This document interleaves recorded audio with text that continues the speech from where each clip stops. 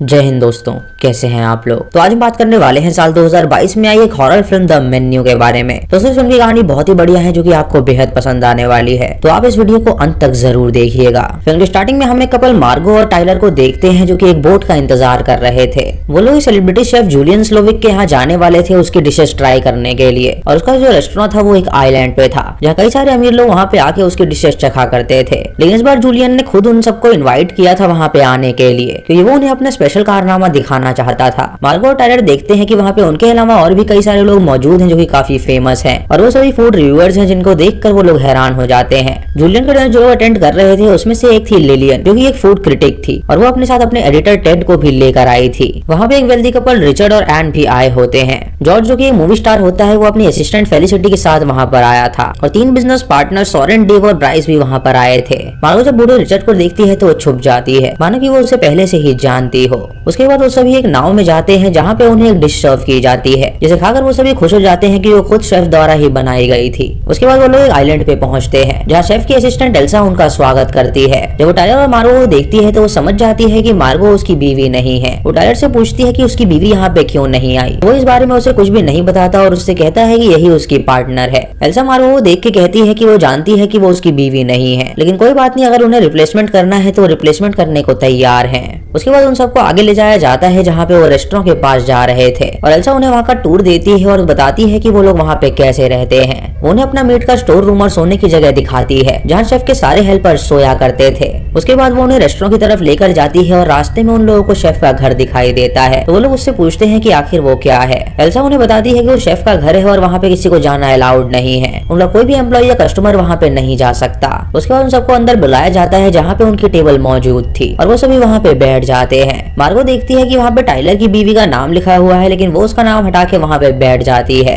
Elsa कहती है कि यहाँ पे जो भी डिशेज उन्हें खिलाई जाएंगी वो सबसे अलग होने वाली हैं। शेफ उन्हें खुद बताएंगे और ये काफी नायाब डिशेज होने वाली हैं। ये सुनकर सभी लोग खुश हो जाते हैं, और टाइलर एक शेफ के पास जाके उससे पूछता है कि आखिर वो क्या बना रहा है। वो शेफ उससे कहता है कि वो अपने टेबल पे जाके बैठ जाए, कि यहाँ पे उनकी डिशेज की फोटो लेना अलाउड नहीं है। तभी वहाँ पे सेलिब्रिटी शेफ जूलियन आता है जो कि उन शेफ्स को गाइड करता है, और सभी उसे देखकर काफी खुश हो जाते हैं क्योंकि वो बहुत ही बड़ा शेफ था। जूलियन मार्गो की तरह बहुत ही अजीब तरीके से देखता है क्योंकि उसे पता था कि वो उसके गेस्ट की लिस्ट में शामिल नहीं है, तब भी वो वहाँ पे आ गई है। कुछ देर बाद शेफ उन सबके सामने आता है और उनसे कहता है कि वो आज रात की पहली डिश उन्हें सर्व करने वाला है, और वो जो भी आज डिश सर्व करेगा वो उन्हें बिल्कुल भी ना खाएं, बल्कि वो सिर्फ उसे टेस्ट करें और बताएं कि वो डिश कैसी है। वो काफी अनसेटलिंग चीजें बोलता है जिससे वो लोग काफी हैरान हो जाते हैं, और उसके बाद उन सबके सामने वो डिश सर्व की जाती है जो कि बहुत ही अनोखी थी। और डिश को खाते ही वो सभी उसके बारे में चर्चा करने लगते हैं, और हम देखते हैं कि शेफ बड़ी बारीकी से उन सबकी बातें सुन रहा है। उसके बाद शेफ दूसरी डिश बनवाता है जहाँ पे एक ब्रेड शामिल होनी चाहिए थी, लेकिन वो उनसे कहता है कि आज वो कुछ अलग करने वाला है। वो बिना ब्रेड के उन्हें वो डिश देगा और वो खा के बताएं कि वो कैसी है। सभी लोग सुन के हैरान हो जाते हैं और सोचते हैं कि आखिर बिना ब्रेड के वो उसे कैसे खाएंगे। तो शेफ उनसे कहता है कि उन लोगों ने खाने को बहुत ही कॉमन बना दिया है, कभी कभी उन्हें अलग चीजें भी ट्राई करनी चाहिए जिससे पता चल सके कि उसके बिना वो कैसा लगेगा।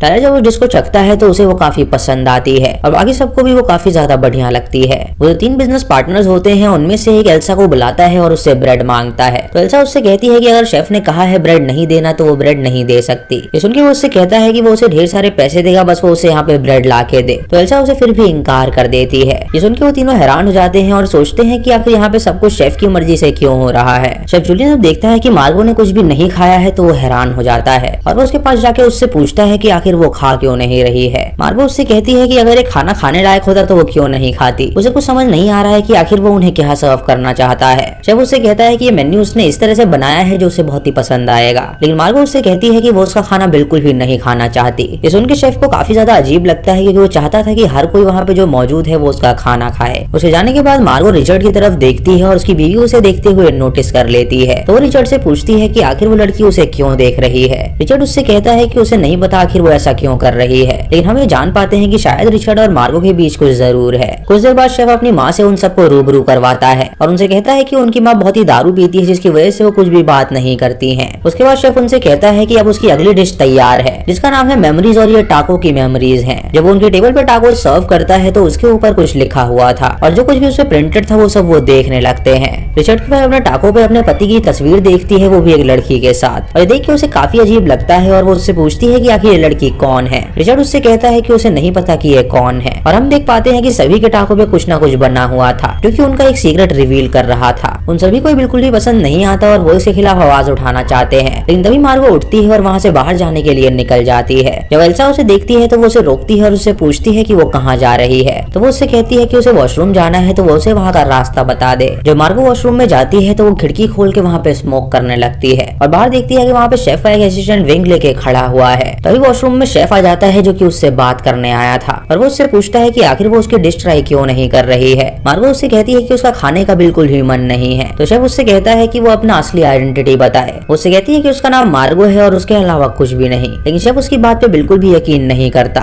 और उससे कहता है कि वो पता लगा के रहेगा कि आखिर वो कौन है। उसके बाद उन्हें अगली डिश के बारे में बताया जाता है जो कि उसके असिस्टेंट शेफ ने बनाई थी और उससे पहले वो डिश को सर्व करते उससे पहले वो वहाँ पे एक पर्दा बिछाते हैं और उसके ऊपर वो असिस्टेंट शेफ आगे खड़ा हो जाता है जो कि अपने आप को गोली मार लेता है। उसका ये मानना था कि उसकी डिश बहुत ही नायाब है और उसके अलावा उसे कोई भी नहीं बना सकता। अपने सामने वो आत्महत्या देखकर सभी लोग घबरा जाते हैं और शेफ से पूछते हैं कि आखिर यहाँ पे वो कर क्या रहा है। तो शेफ उससे कहता है कि वो लोग बिल्कुल भी चिंता ना करें, ये पार्ट ऑफ द शो है और यहाँ पे जो भी हो रहा है वो बहुत ही आनंदमय है। उसके बाद उन्हें उस शेफ की डिश सर्व करी जाती है और वो लोग उसे खाते हैं, लेकिन सबका मन कर रहा था कि वो लोग यहाँ से तुरंत चले जाएं। रिचर्ड तुरंत उठ जाता है और अपनी बीवी से कहता है कि उन्हें यहाँ से चलना चाहिए और जब वो वहाँ से जाने वाला होता है तो एल्सा अपने आदमी के साथ उसे रोक लेती है और रिचर्ड के साथ जबरदस्ती करके वो उसकी एक उंगली काट देती है, जिसे देखकर सभी लोग हैरान हो जाते हैं और उन्हें पता चलता है कि अगर वो यहाँ से जाने की कोशिश करेंगे तो वो लोग उन्हें मार डालेंगे। कुछ देर बाद मार्गो शेफ के पास जाती है और उससे पूछती है कि आखिर वो यहाँ पे करना क्या चाहता है। तो शेफ उससे कहता है कि वो अपनी असली आइडेंटिटी बता दे, वो उसे सारी बात बताएगा। उसे कहती है कि उसका नाम मार्गो है, तो शेफ उससे कहता है कि वो मार्गो हो ही नहीं सकती और वो यहाँ पे उनकी गेस्ट लिस्ट में नहीं थी बल्कि उसका नाम डाला गया है। उसी जगह किसी और को आना था बल्कि उसने उसकी जगह ले ली है। ये पार्ट ऑफ द प्लान नहीं है और उसकी वजह से ये प्लान बदलना पड़ रहा है। वो ये भी कहता है कि आज यहाँ पे मौजूद सभी लोग मारे जाएंगे और वो यहाँ पे अगर आई है तो वो भी मारी ही जाएगी। बस उसको ये फैसला करना है कि वो उनके साथ मरना पसंद करेगी या कस्टमर्स के साथ मरना पसंद करेगी।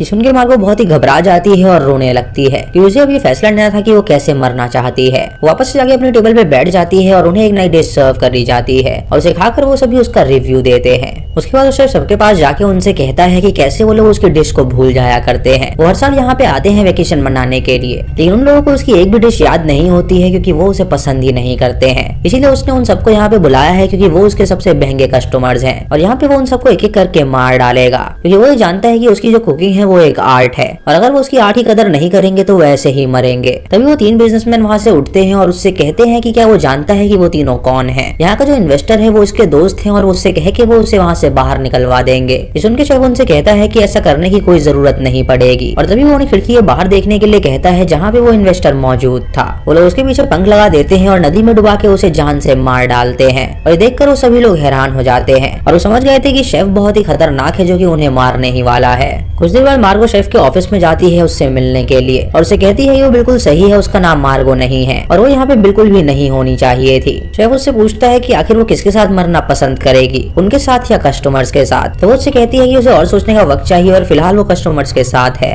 उसके बाद वो शेफ उन्हें बाहर लेकर जाता है जहाँ वो उन्हें अपनी एक असिस्टेंट शेफ से मिलवाता है जो कि अगली डिश सर्व करने वाली थी। वो उन सबसे कहता है कि वो उन्हें यहाँ से भागने का एक मौका दे रहा है और जिसका मन है यहाँ से भागने का वो अपने आप को छुपा ले और अगर उनके एम्प्लॉयज उसे पकड़ लेंगे तो उन्हें दोबारा वापस आना पड़ेगा। ये देखकर सभी मर्द लोग बाहर भाग जाते हैं और छुप जाते हैं और उसके एम्प्लॉयज उन्हें ढूंढने लगते हैं। इधर सारी लेडीज अंदर जाती हैं जहाँ वो शेफ उन्हें अपनी डिश चखाती है और वो सभी उसकी नकली तारीफ करती हैं जिससे वो काफी खुश हो जाती है। इधर जहाँ पे सभी मेल लोग छुपे होते हैं वो सभी पकड़े जाते हैं और उसके बाद उन्हें वापस से रेस्टोरेंट में बुला लिया जाता है। फिर शेफ टाइलर के पास आता है और सबको बताता है कि टाइलर पहले से जानता था कि यहाँ पे क्या होने वाला है। उसने उसकी वाइफ के साथ उसे इनवाइट किया था लेकिन वो अपनी वाइफ के साथ ना आके मार्गो के साथ आया है जिसका असली नाम एरिन है और वो एक प्रोस्टिट्यूट है और रिचर्ड के साथ भी वक्त बिता चुकी है। जूलियन उसे ह्यूमिलिएट करता है और उससे कहता है कि अगर उसे पहले से ही पता था तो वो इस लड़की को यहाँ पर लेकर क्यों आया क्योंकि ये अनप्लान्ड है और इसकी सजा उसे जरूर मिलेगी। वो तुरंत उसे उठाता है और उसे कुक करने के लिए बोलता है और जब टाइलर कुक करता है तो वो बहुत ज्यादा रोने लगता है।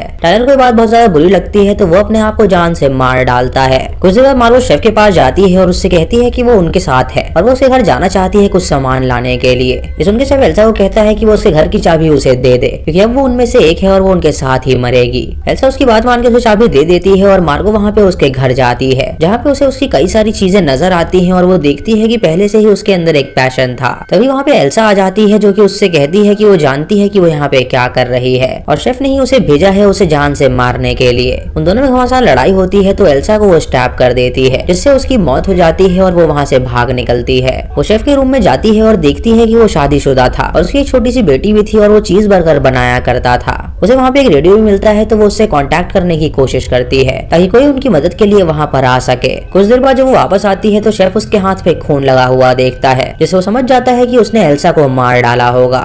उसके रेडियो का सिग्नल सुन के कुछ देर बाद वहाँ पे एक गार्ड आता है जो लाइट हाउस से आया था और वो देखने आया था कि वहाँ पे सब कुछ ठीक है या नहीं। वो वहाँ पे सभी गेस्ट को देख के हैरान हो जाता है कि वो सभी उसके फेवरेट थे और वहाँ पे जो एक्टर होता है वो उसका भी फैन था। वो उसको ऑटोग्राफ लेना चाहता है तो वो उसे अपना ऑटोग्राफ दे देता है और ऑटोग्राफ की जगह वो लिखता है कि वो उसकी मदद करे। ये देखकर इंस्पेक्टर शेफ पे गन तान देता है और उससे कहता है कि वो अपने हाथ पीछे कर ले। वो समझ गया था कि यहाँ पे जरूर कोई गड़बड़ है। ये देख के सभी लोग खुश हो जाते हैं क्योंकि उन्हें लग रहा था कि शायद उनकी जान बच गई है, लेकिन तभी वो गार्ड फायर करता है और उसके अंदर से गोली नहीं बल्कि एक फ्लेम निकलती है जो कि एक माचिस वाली गन थी। उसके बाद वो शेफ से हाथ मिला लेता है जिससे वो समझ जाते हैं कि वो शेफ का ही आदमी है। अब मारो वो वहाँ से निकलना था क्योंकि वो जानती थी कि ये आखिरी डिश वो बना रहा है और अगर वो यहाँ पे रही तो वो सबके साथ मारी जाएगी। वो शेफ से कहती है कि उसे अब भी भूख लगी है तो वो उसके लिए अलग से कोई डिश बनाए। तो शेफ ये सुन के उससे कहता है कि आखिर वो क्या खाना चाहती है। मार्गो उससे कहती है कि उसे चीज बर्गर खाना है तो शेफ उसके लिए चीज बर्गर बनाने लगता है। दोस्तों वो ये बात जानती थी कि उसकी बेटी को चीज बर्गर खाना बहुत ही ज्यादा पसंद था क्योंकि उसके रूम में जाके उसने उसकी बेटी की तस्वीर देखी थी जहाँ पे उसके हाथ में चीज बर्गर था। शेफ उसकी बात समझ जाता है, इसीलिए वो उसके लिए चीज बर्गर बड़े प्यार से बनाता है और उसके बाद उसे फ्राइज के साथ सर्व करता है जो कि उसे काफी पसंद भी आता है। मार्गो उससे कहती है कि उसकी डिश इतनी स्वादिष्ट है कि एक बाइट लेते ही उसका पेट भर गया है तो बाकी की डिश वो पैक कर दे और वो उसे अपने घर ले जाएगी। ये सुनकर वो शेफ उसके लिए पैकिंग का सामान लाता है और उसे पैक करके वो सब दे देता है और मार्गो वहाँ से तुरंत निकल जाती है और वो उसे जाने देता है।